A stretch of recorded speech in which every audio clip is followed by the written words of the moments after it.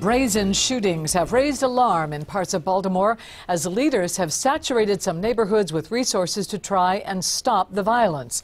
WJZ is live in one of those targeted neighborhoods, Penn North, with the crime fight and a survival story. Hey, Mike.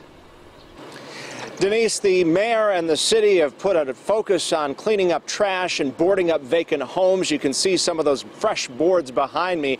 Penn North was hit especially hard in the riots 3 years ago this week. And and neighbors here say that's great, but they're skeptical about whether that will really stop the violence.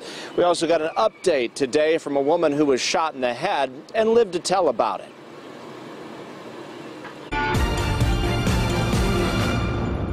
It did exit down here, across my face, and then it grazed me on my shoulder. Stephanie Woodyear almost lost her life over the weekend. She's still recovering after being shot in the head on Conkling Street in Highlandtown. And the two people behind the brutal crime remain on the loose. Either I stay there and get killed, or I get up and run for my life. I got lucky. I walked away with my life. The next person might not. She almost became the 34th murder victim in just 30 days in Baltimore. A bloody April. The mayor and commissioner have touted violence reduction zones in high crime areas. The city's flooded them with resources to stop violence. Tayshawn lives in one of them. Is there any hope, do you think? No. Ain't no hope. There's no hope. There's no hope.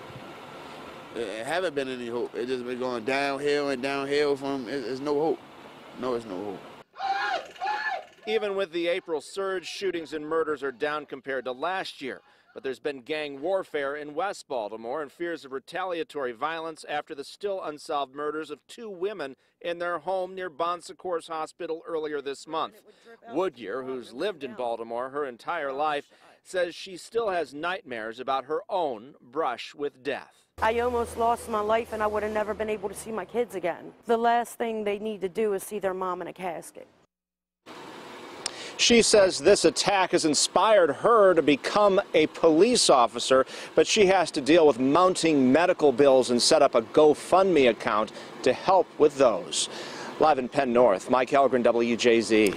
All right, thank you, Mike. Well, the mayor has also taken aim at corner stores, saying she is concerned they could be attracting crime and calling for closer inspections and earlier closing times.